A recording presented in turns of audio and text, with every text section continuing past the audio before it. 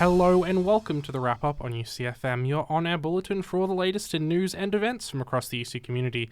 It's week 13 of Semester 1. I'm your host, Ben, and I'm joined today by Bonnie and a new host as well, Sophie. How's it going, guys? Hello, it's going good. Excited to be... Yeah, I'm excited to have yet another... We've had quite a few new hosts recently, so excited to get you on. Indeed. How about you, Bonnie? Good. I've got a half marathon on the weekend. Oh, wow. So I've Insane. been, training. You've been training? heaps Yeah. for that. Yeah. Have you ever done a full marathon before? No, I haven't. I've only Working ever up done... to it? Yeah, working up slowly. Well, on today's show, we'll be chatting with creative writing teacher Andrew Moss. He's a published author with a newly released collection of poetry, and later on we'll hear from the Canberra Rural Allied Health and Nursing Collective, also known as CRANK, in our weekly campus spotlight. We'll also have the latest community news and a weekly events guide. Before we get into it, just a few quick reminders. Follow our socials at UCFM_87.8 to keep up to date with everything happening. Join the conversation today by sending us a message during the show on our text line at 0415 774 405. And if you haven't already, you can tune into the UCFM Live and from anywhere by downloading the iHeartRadio app. Without further ado, let's wrap things up. To start this week's show, we are joined by Andrew Moss, a creative writing teacher and PhD student here at UC. He's the author of a new poetry collection called Hybrid Heaven and Other Poems. Thank you for stopping by. Lovely. Great to be here on the airwaves with you. Thank you for coming. Even though it's week 13 and we're all Of probably a course. little bit tired. Well, it is week 13, but you have just released... You've done something very exciting. You've released a collection of poems. I obviously have never done that before. Tell me about the creative process behind developing a collection, I guess even specifically just for publishing as well. Sure. Initially, there's probably not too much premeditation. That pretty much goes along the lines of I see certain things that catch my attention. I may, when I think it might be a really good poem, I may in that kind of instant, that little epiphany, I might scroll something down to anything at hand. Might be a train ticket, envelope, etc. Usually, a parking ticket, for example, here at the Health Hub. And then I'll sort of do a bit of a brain dump, write things down. And then there's a period of gestation where I vacillate from thinking, wow, that was quite something, to then reading it, weeks, months later and thinking, okay, I need to put a lot more work into this and kind of hone it and give it more form, perhaps, read it aloud, test it out, and work on it, essentially.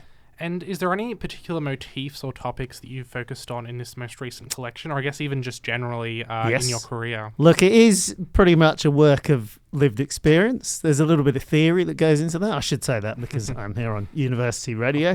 But it's essentially courses of my life history and travels through, from Ghana to the UK to Japan to here in Australia and going between those places. Yeah. And you are a teacher of creative writing, so I would say you operate your creative writing journey at a very high level. Do you still find yourself developing and refining your creative process or the way you do things? Absolutely. And it is a wonderful opportunity to be able to teach because, like someone says, singing is to pray twice.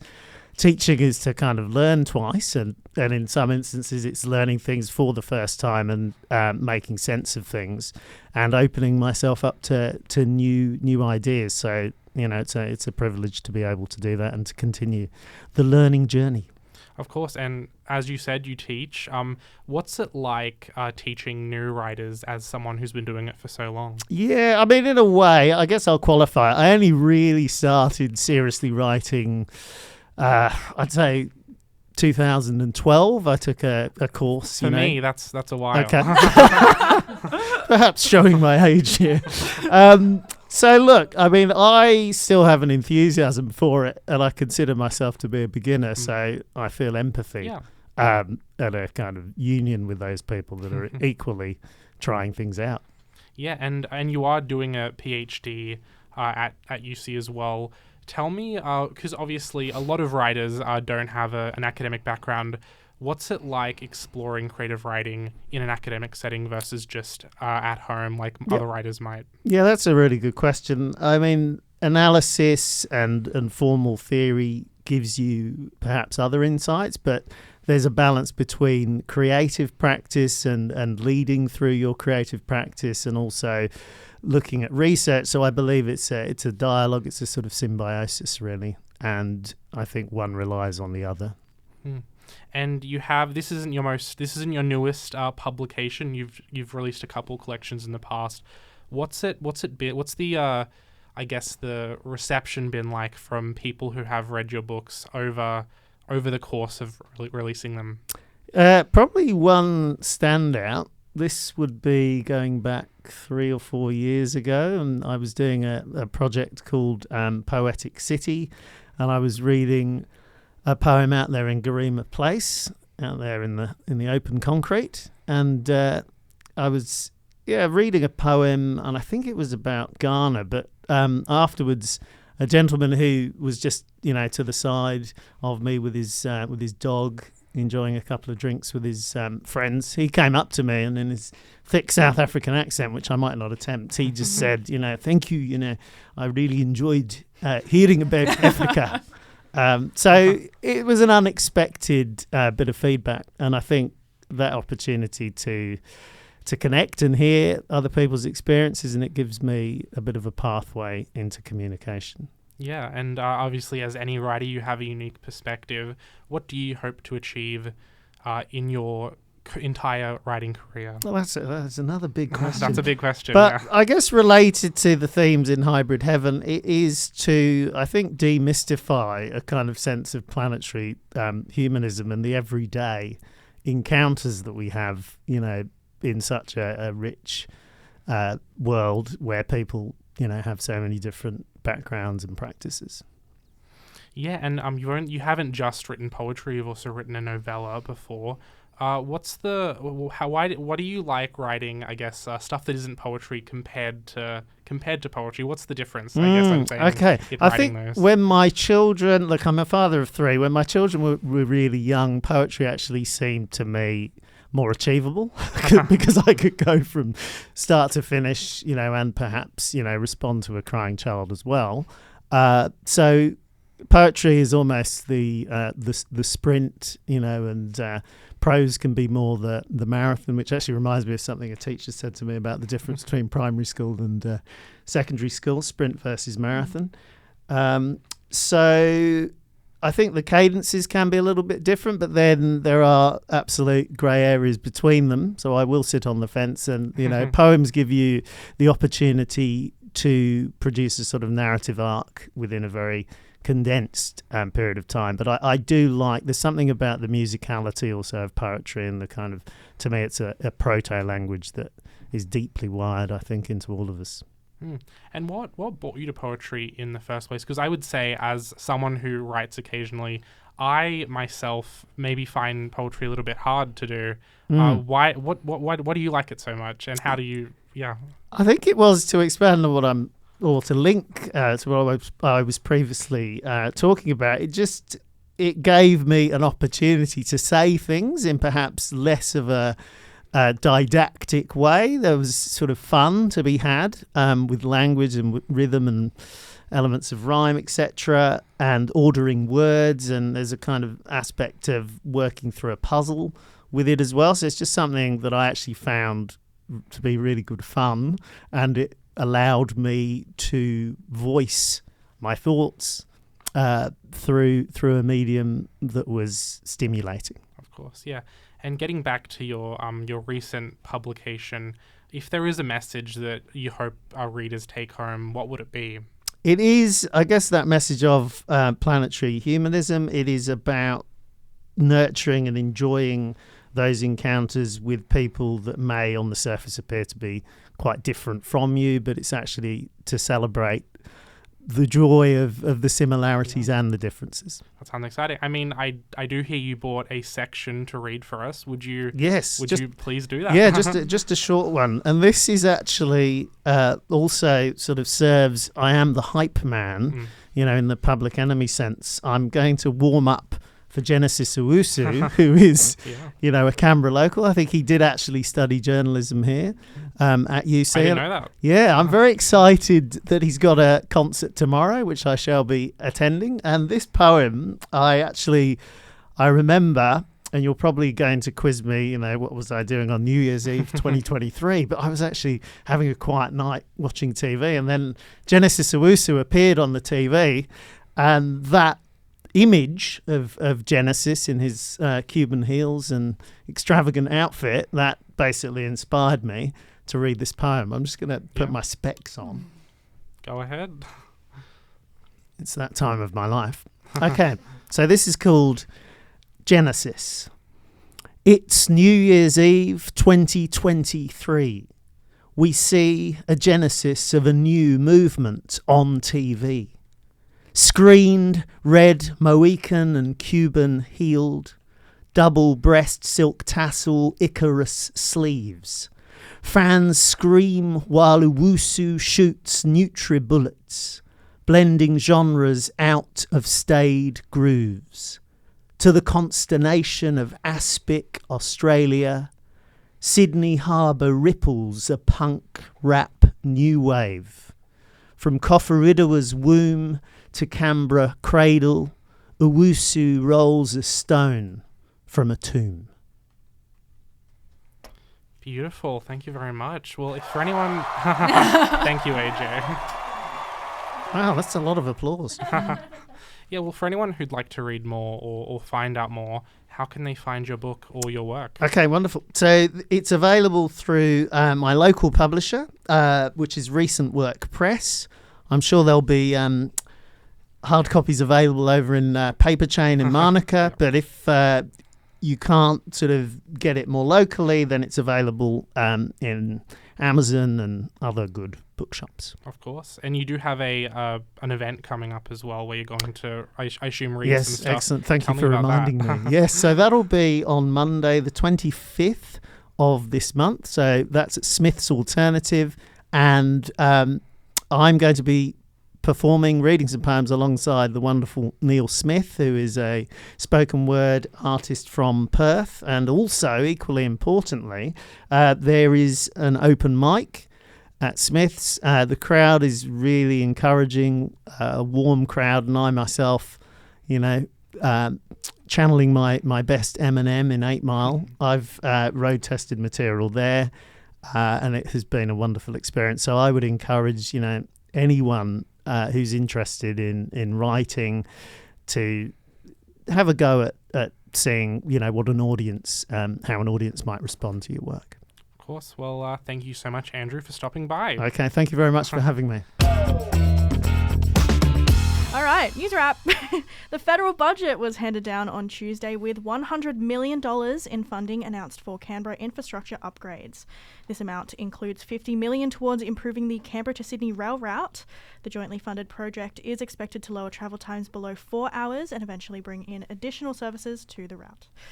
Another $50 million in federal funding will go towards the duplication of Drake Brockman Drive in West Belconnen. And speaking with the ABC, ACT Senator David Pocock argued that the amount was not enough to address Canberra's needs. That seems fairly small if you look at what's being thrown into the suburban rail loop in Melbourne or other infrastructure projects. Further funding will include $30 million towards a newest RSPCA animal welfare campus in Pialago, $1.4 million towards improving youth mental health services in the Territory, and $50 million as part of Canberra's share for the housing support program. UC's Research Institute for Sport and Exercise has developed a series of recommendations aimed at reducing the online abuse of those involved in sport.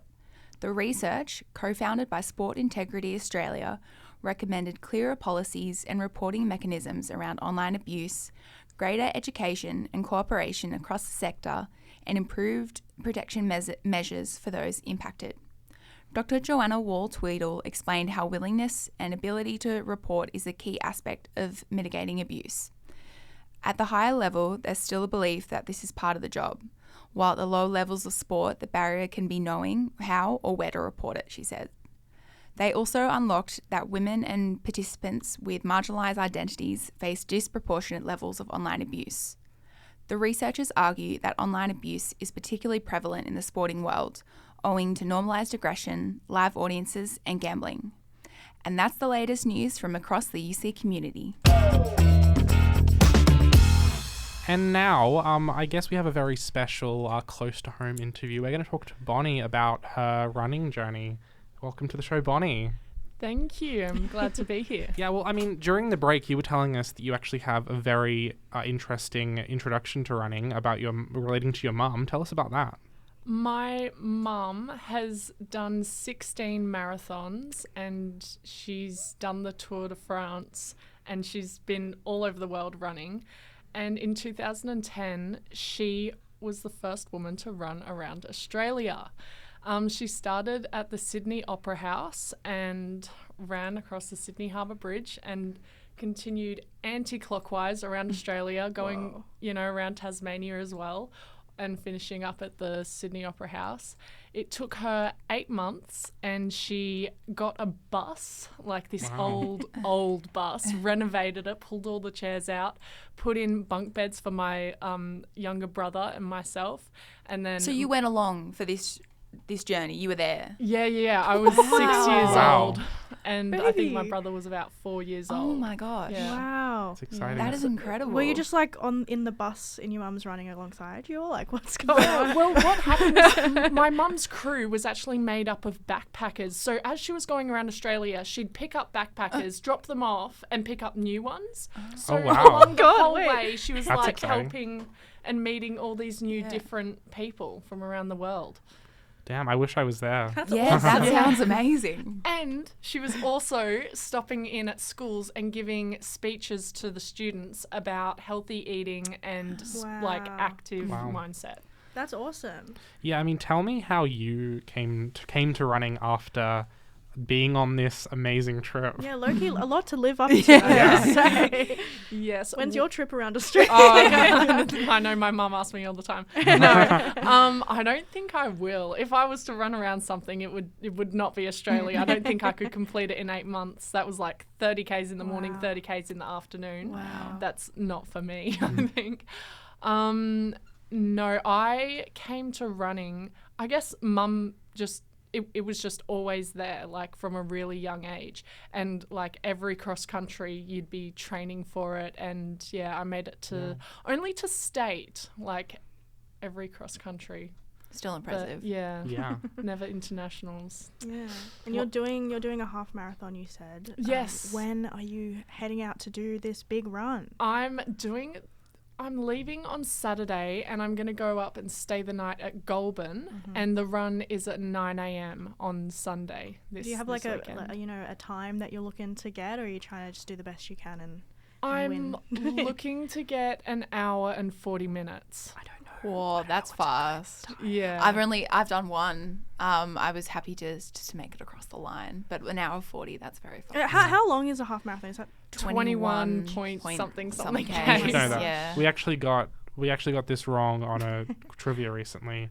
I was right, but AJ was insistent that it wasn't that. how many miles or something is it? It was kilometers. Oh, was it actually? Maybe, Oh. yeah. It was something. mind. Yeah. Anyway, Yeah. beyond that, you obviously have done half marathons before. Tell me about your first experience ever doing one. So my first ever experience, I did the Southern Highlands Running Festival.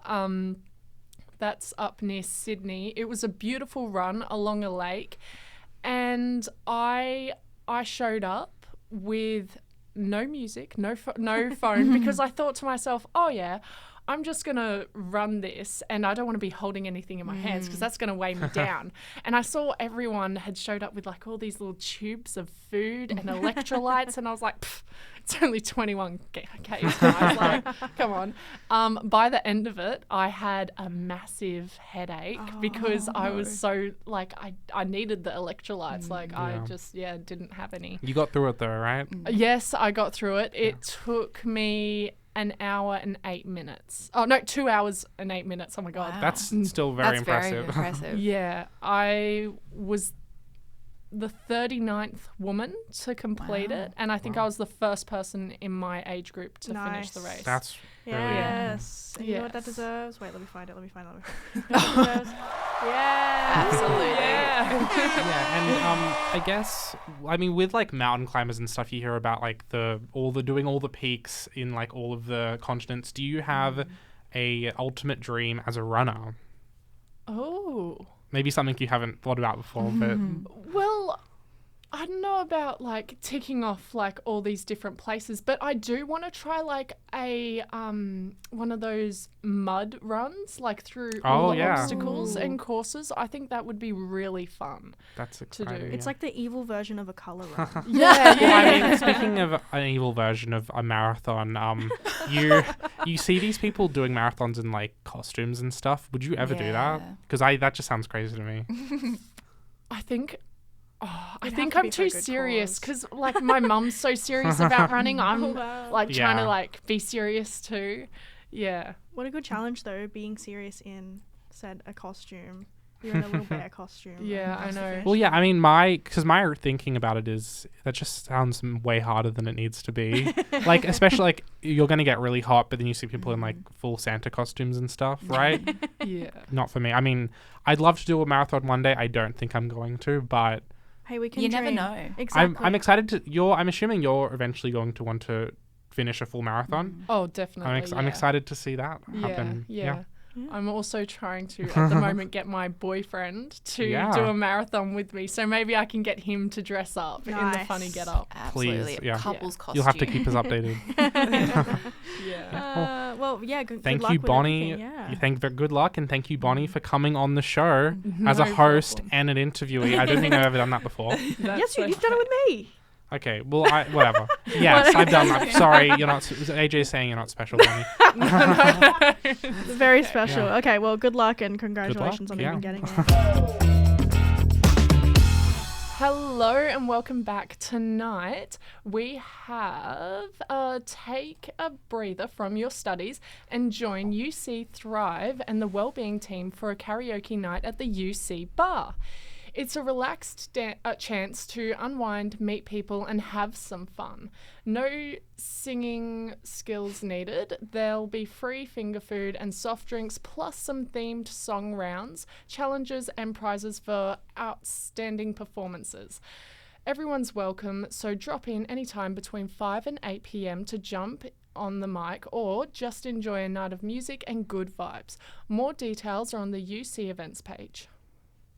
That sounds exciting to me. I might go. I mean, it's in half We were an hour. just talking about it. Well, I didn't realize there was What's free your finger food. karaoke song? Oh, My go-to Your karaoke go-to, song yeah. is Ain't No Mountain High Enough. Mine is. I'm very aware of yours, Ben, because we do karaoke quite a bit together. But it's a good Mine- duo song as well. Yeah, what's mine, Ben? Do you know? It's that one from Liza Minnelli. Yes, maybe this time. What's your classic. go-to karaoke yeah, song? guys.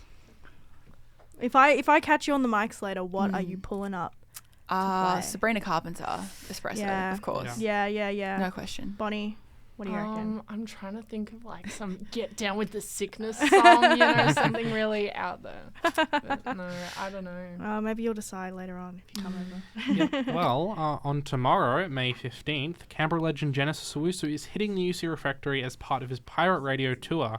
The Ghanaian-Australian artist returning to his hometown on release day of his third studio album, Red Star Woo and the Worldwide Scourge. Known for his high-energy shows that blur the line between concert and performance art, this is one you don't want to miss. Tickets are still available, so head to Moshtix to grab yours, and obviously you'll see Andrew there, so yeah. Yeah. Also tomorrow, craving bold flavors, good vibes, and live Latino beats, UC LASA is teaming up with LASA ANU for the Latin American Night Markets and Winter Carnival from 6 p.m. to 9 p.m. on University Avenue at ANU. Expect authentic Latin American food from local Latino-owned businesses and the UC LASA crew, drinks on offer and live music and dance performances bringing the full energy of the region. It's a big celebration of culture, food and community. Bring your friends and your appetite. You can register now through the UC LASA rubric page. Ooh, I might go. Absolutely, that sounds delicious. Nice. Love live Latino beats. Yeah. What's next, Bonnie? And we also have UC Student Wellbeing is hosting a... I think it's Kintsugi. not gonna Kintsugi. tell Do you guys know what kintsugi is? No, what is No. that? It's when you repair things with the gold. Oh, yes. yes. Okay, so Kintsugi craft noon Smash it. 1 to 3 p.m. in the UCX Student Lounge. It's a calm, creative space to slow down during the exam period, learn the art of repairing chromatics with gold, and embrace the beauty of imperfection. All materials are provided and you'll get to take home your own mended piece. You can even bring a meaningful item from home to repair. Drop in any time during the season to unwind, reconnect and recharge. More details and bookings are on the UC events page. Would you guys go? Do you have anything to repair? I don't. I'm wondering, are they I just- providing broken ceramics? I would assume Is that that in the spirit of Kintsugi? I think so. 'cause Not it to says that you criticize can- UCX, but I think so because it says you can even bring. So Yeah. I'm like, Yeah. I don't need to smash a plate. I can just come. Of course. Yeah. Yeah, I think maybe it's like you go there, you smash the plate, then you put Then it you together. repair. But Yeah. hey, maybe we'll just have to We'll check find it out. out. Yeah, we'll have to find Of course. I feel like I'd mess it up. I'd smash But it that's wrong. that's you all know? part of it. Oh, the smashing. Yeah. But then you get to repair it, so it's okay. out. That's awesome. Well, on Sunday, May 17th, Lenny Pierce is bringing his much-loved Toddler Techno Tour to the UC Refectory. After touring across the US, Asia, and the Middle East, this family-friendly event is finally returning home. Expect music, colour, and a relaxed afternoon of fun for kids and parents alike. Children under 12 months enter free, and VIP tickets include a meet and greet with Lenny and Kuma the Monkey, plus a special gift. Tickets are available now through Moshtix. Now, I will say, I have wanted to go to one of these. I know that I'm Unk, and if I show up there, it's going to be a bunch of kids. But this guy, do you guys know who Lenny Pierce I is? don't, No. actually. So, do you guys know the current purple wiggle? Yeah. Oh, yeah. It's his twin Oh. brother. Okay. No way. And they were both in the Justice Crew. Wow. Oh, And so yeah. this is one of the Justice Crew boys. That's Now sick. doing Toddler Techno. Huge. A bunch of kids Wow. there. He like plays like nursery rhymes as like, you know, crazy electronic beats. That's it. so fun. Yeah. Well, Hell guess, yeah. guess you'll see me there. Absolutely. What's happening on Monday? Well, Off the Grid Girls is hosting a social board games night and potluck in the UC Student Lounge. If you're looking for a cozy evening of games, good food, and easy company, come along with a plate to share and your favourite board game. PJs, blankets, and zero stress vibes are all encouraged. Everyone's welcome to drop in, settle in, and enjoy a relaxed night. More details on the grid, Off the Grid Girls rubric page. Nice. And on Wednesday, the UC Psych Society is shaking things up this year with a much more relaxed annual general meeting. It's a chance to hang out with the other psych students, chat about how the society's going, and help choose the 2026 to 27 committee, in a friendly, low-pressure setting. They'll be crafting snacks and wellness packs to take home to help you get through exam season. So, if you're interested, check out the UCPS rubric page for more details. Oh my god! And to register to save a pack. Sorry for the tongue twister. And, Oh my lord. and we all know about the carnage that was the general meeting last year. Let's Totally. not talk about that. the carnage. Yes, the death So and we're looking disaster. forward to a much more relaxed one. No, nothing happened, guys. Don't worry. It's like, spill the tea. Nothing. No tea. Maybe I shouldn't have said that because we probably would have gotten comments, right? But anyway. Yeah. Also on Wednesday, UCX Social Basketball is back on the 3x3 courts running from 12:30 to 2:30 p.m. between the gym and the sports hall. Come on down for a super relaxed session with no teams, no sign-ups, and no pressure. Just show up, shoot some hoops, and jump into a game whenever you feel like it. All skill levels are welcome, so whether you're a regular player or just looking for fun, for a fun study break, bring a friend, bring your lunch, break energy, and enjoy a couple of hours of good vibes on the court. Hell yeah, get your head in the game. On Thursday next week, May 21st, the UC International Club will be hosting Boards and Bites, a chilled evening of board games, snacks, and meeting new friends from all over the world. From classic games and cards to pool and carom, there's also something for everyone. Everyone is welcome, so come on down to the Student Lounge from 5 p.m. to 6 p.m. Bring your mates, share some food, and build friendships beyond borders. More details on the UCIC rubric page. Nice. And that's what's happening around UC. Make sure to check out the UC events page and UC socials for more info on these events and to find out what else is happening around the campus. Well, that's all we have time for today, but thanks for joining us on The Wrap Up. You can listen to this episode of The Wrap Up and past episodes on our website, ucfm.com.au, or find the podcast version wherever you get your podcasts. And of course, you don't forget to follow our socials at UCFM_87.8. And there's always something happening around campus, so make sure to keep an eye out on UC socials and the student bulletin. We'll be back again next semester to keep you up to date with what's going on across the UC community. But until then, That's a wrap.